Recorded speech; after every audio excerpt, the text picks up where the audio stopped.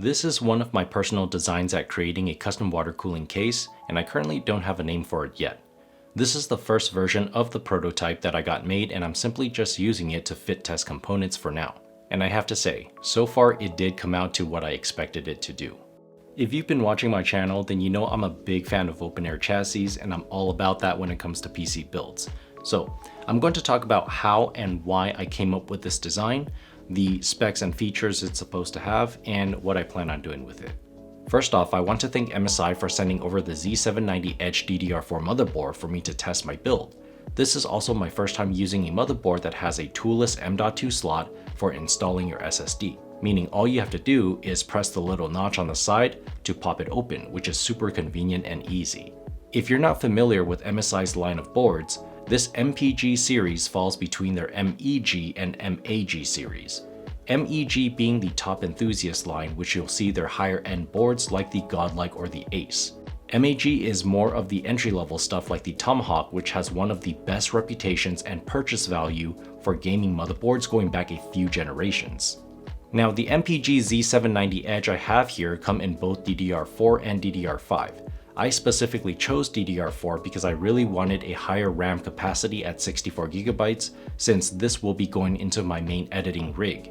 At the same time, I also want as fast of a clock speed as I can get, and DDR5 currently isn't quite as stable, rocking past 32GB while pushing speeds past a point where it would make it worth buying over DDR4. If I was building this with a gaming focus and didn't need higher capacity, then I would have chosen DDR5 at 32GB, probably at 7200 MHz or above. So now I must give credit to the two main sources that inspired me to create this case. The Mobius by Yulbees was and still is by far my favorite open-air mini ITX case. In fact, it's my favorite mini ITX case period, and that was the first inspiration. That case is something that I recently rebuilt as an entertainment system in one of my rooms, and I do have a video of that on my channel if you want to check it out. The second inspiration goes to Alessandro at Explore Modding when I saw his Ares build. The ability to flip the computer depending on your PC placement left or right side of the desk was awesome. Having owned the Mobius for 3 years now, as much as I would like it to be my main rig, it being an ITX case wasn't built to support cooling for more power hungry of the eventual advancing technology like the 13900K and RTX 4090, which is a combo I personally want now for my 4K video editing rig and occasional ultra settings gaming in 2023. At the same time, with such a combo, I had to go ATX to really optimize it. Coincidentally, I got into AutoCAD around this time and decided to make a larger ATX version of the Mobius while wanting the ability to flip the case ambidextrously without going too deep into the more complex mechanisms involved with Alessandro's build's ability to rotate on the fly. And I also wanted to provide this case to other people who were interested in the idea via group buy. So the design solution had to be simpler. So specs and features. It is made intentionally with custom water cooling in mind while supporting one of the largest radiators that would be able to sufficiently cool the higher end components in 2023. A thick single 480mm radiator. The goal of this case is not to go overboard and support any size radiator on any panel. After all, it is modeled after an inspirational minimalist case that has dedicated mounting spots for specific components. The motherboard tray slides back and forth to accommodate different size graphics cards as well as hardline tube lengths based on what routing design you want.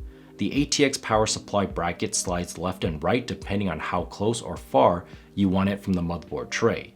PSU slide adjustment is also important for when you flip your motherboard tray to left or right side of the case. Motherboard tray is locked in place via 4 10x32 screws, 2 on top and 2 on the bottom of the main frame. The PSU bracket is also locked in place via 2 10x32 screws on the bottom panel. The user is also given the option to place the power button in the top center of the case or middle of the motherboard tray like so. I will note that depending on the build, the motherboard tray area might be too busy for the power button to be placed here, but someone might want the option anyways, perhaps even to press it from behind like this. But I would expect most users to utilize the power button up on the top panel though, as that seems most convenient. Currently, this prototype measures roughly 240mm wide, 380mm long, and 560mm tall, at least on the main frame. The length of the build will also depend on how far back the motherboard tray is set. The last piece I want to show is an optional radiator guard. It attaches to the 480mm radiator via the topmost and bottom screws, mainly for aesthetic purposes, giving it a cleaner look. But on the side where your fan cables are being routed to the motherboard, it serves to hide those cable runs better. Now, I only designed the optional guards for a 480mm radiator because that's what I personally plan to use. I don't have these designed for other sized radiators yet, and I don't know if I will. That will be left open for discussion at a later time. The mockup build for this prototype is using a stock 4090 FE, as I haven't put a water block on it yet to show a full loop, because I do need to use the stock 4090 here for another project before I tear it down. I do have a second revision of this case already on its way next week.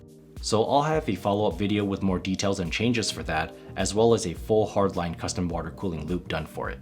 If you have any ideas or thoughts about my case design here, feel free to drop them down in the comments below. I welcome any constructive feedback, or you can join my Discord server to see the discussions going on, and also for early announcements for things like this.